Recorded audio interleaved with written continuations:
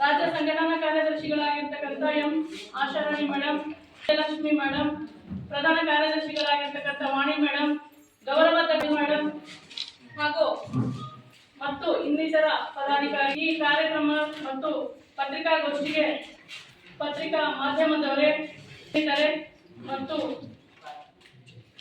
ಮತ್ತೊಮ್ಮೆ ತಮ್ಮೆಲ್ಲರಿಗೂ ನಮಸ್ಕಾರ ಮಾಡುತ್ತಾ ತಮ್ಮೆಲ್ಲರಿಗೂ ಸ್ವಾಗತ ಮತ್ತು ಅಭಿನಂದನೆಯನ್ನು ಸಲ್ಲಿಸುತ್ತೇನೆ. ನೌಕರರ ಸಂಘ ಮಹಿಳೆಯರಿಂದ ಮಹಿಳೆಯರಿಗಾಗಿ ಮಹಿಳೆಯರಿಗೋಸ್ಕರ ಎಲ್ಲ ಇಲಾಖೆಯ ಎಲ್ಲ ವರ್ಗದ ಮಹಿಳೆಯರನ್ನ ಒಗ್ಗೂಡಿಸಿ ಪ್ರಪ್ರಥಮ ಬಾರಿಗೆ ಕರ್ನಾಟಕ ರಾಜ್ಯದಲ್ಲಿ ಎಲ್ಲ ಉದ್ಯೋಗಸ್ಥ ನಮ್ಮ ಮಹಿಳೆಯರನ್ನ ಒಗ್ಗೂಡಿಸಿ ನಾವು ಸಂಘಟನೆಯನ್ನು ಕಟ್ಟಿದ್ದೇವೆ. ಎಲ್ಲ ಜಿಲ್ಲೆ ಮತ್ತು ತಾಲೂಕುಗಳಲ್ಲಿ ಉದ್ಘಾಟನಾ ಕಾರ್ಯಕ್ರಮಗಳನ್ನು ಕೂಡ ಹಮ್ಮಿಕೊಂಡು ಬರ್ತಾ ಇದ್ದೇವೆ. ಎಲ್ಲ ಜಿಲ್ಲೆಗಳಲ್ಲಿ ನಮ್ಮ ಸದಸ್ಯರನ್ನು ಮಾಡಬೇಕು ಮತ್ತು ನಮ್ಮ ಸಂಘಟನೆಯನ್ನ ಬಲಗೊಳಿಸಬೇಕು, ಇನ್ನೂ ಗಟ್ಟಿಗೊಳಿಸಬೇಕು ಅನ್ನೋ ದೃಷ್ಟಿಯಲ್ಲಿ ನಾವು ಇವತ್ತು ರಾಜ್ಯದ ಎಲ್ಲ ಜಿಲ್ಲೆಗಳ ದಾದ್ಯಂತ ಪ್ರವಾಸ ಕಾರ್ಯಕ್ರಮ ಹಮ್ಮಿಕೊಂಡಿದ್ದೇವೆ.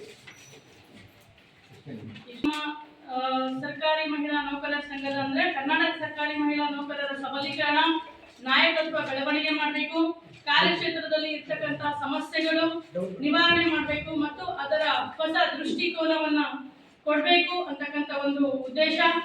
ಸರ್ಕಾರಿ ಮಹಿಳೆಯರ ಸರ್ವಾಂಗೀಣ ಸರ್ವತೋಮುಖ ಅಭಿವೃದ್ಧಿ ಆಗಬೇಕು.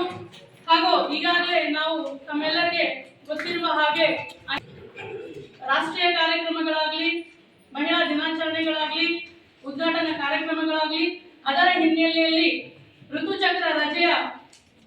ಋತುಚಕ್ರ ರಜೆಯನ್ನು ಎಲ್ಲ ಮಹಿಳಾ ನೌಕರರಿಗೆ ಅಂದ್ರೆ ಬರೀ ಸರ್ಕಾರಿ ಅಷ್ಟೇ ಅಲ್ಲ, ಬೇರೆ ಬೇರೆ ಕ್ಷೇತ್ರದಲ್ಲಿ ಕೆಲಸ ನಿರ್ವಹಿಸತಕ್ಕಂತ ಎಲ್ಲ ಮಹಿಳೆಯರಿಗೆ ಒಂದು ದಿನದ ವೇತನ ಸಹಿತ ರಜೆಯನ್ನು ಮಂಜೂರು ಮಾಡಬೇಕು ಅಂತ ಹೇಳಿ ನಮ್ಮ ಸಂಘಟನೆ ಅವಿರತ ಶ್ರಮವನ್ನು ಕೂಡ ಮಾಡಿ ಸರ್ಕಾರದ ಮುಂದೆ ನಮ್ಮ ಬೇಡಿಕೆಯನ್ನು ನಾವು 2022ರಿಂದಲೂ ಕೂಡ ಸಲ್ಲಿಸ್ತಾ ಬಂದಿದ್ದೇವೆ.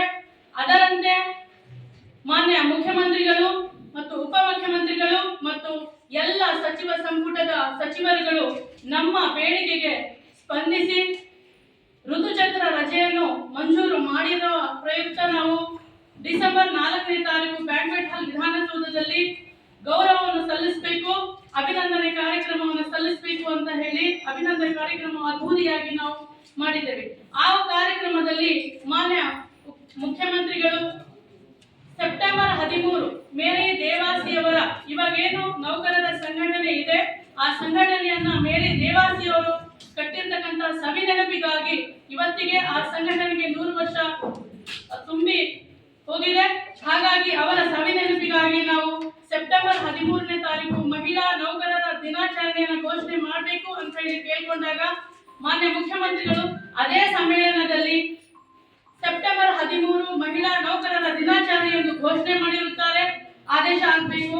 ಅದೇ ರೀತಿಯಲ್ಲಿ ನಾವು ಇನ್ನೂ ಅನೇಕ ಬೇಡಿಕೆಗಳನ್ನು ಕೂಡ ನಾವು ಸಲ್ಲಿಸಿದ್ದೇವೆ ಸರ್ಕಾರದ ಮುಂದೆ. 8ನೇ ವೇತನ ಆಯೋಗ ರಚನೆ ಆಗಬೇಕು, NPS ಅದನ್ನು OPS ಆಗಿ ಜಾರಿ ಮಾಡಬೇಕು ಮತ್ತು ಮಾತೃತ್ವ ರಜೆಯನ್ನು 1 ವರ್ಷದ ಕಾಲಕ್ಕೆ ವಿಸ್ತರಿಸಬೇಕು.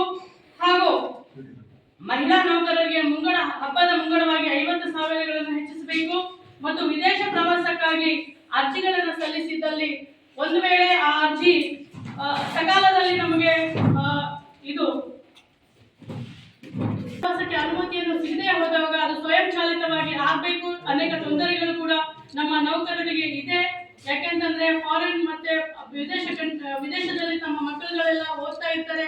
ಅಂತ ಸಂದರ್ಭದಲ್ಲಿ ಇವರಿಗೆ ಅನುಮತಿಯನ್ನು ಬೇಗನೆ ಸಿಗಬೇಕು ಅಂತಕ್ಕಂಥ ದೃಷ್ಟಿಯಲ್ಲಿ ಹಾಗೂ ಇನ್ನೂ ಅನೇಕ ಬೇಡಿಕೆಗಳನ್ನ ಮಹಿಳಾ ನೌಕರರಿಗೆ ಅಧಿಕಾರಿಗಳಿಗೆ ಮಹಿಳಾ ಚಾಲಕರನ್ನು ನೇಮಕ ಮಾಡಬೇಕು ಮತ್ತು ಮಹಿಳಾ ನೌಕರರಿಗೆ ವೈದ್ಯಕೀಯ ತಪಾಸಣೆಯನ್ನು ವರ್ಷದಲ್ಲಿ 2 ಸಲ ಮಾಡಬೇಕು. ಆಮೇಲೆ ಮಹಿಳಾ ನೌಕರರಿಗೆ ಶಿಶುಪಾಲನಾ ಕೇಂದ್ರಗಳನ್ನು ಸ್ಥಾಪಿಸಬೇಕು ಅಂತಕ್ಕಂಥ ಇನ್ನಿತರ ಬೇಡಿಕೆಗಳನ್ನ ನಾವು ಸರ್ಕಾರದ ಮುಂದೆ ಇಡ್ತಾ ಇದ್ದೇವೆ. ಈಗ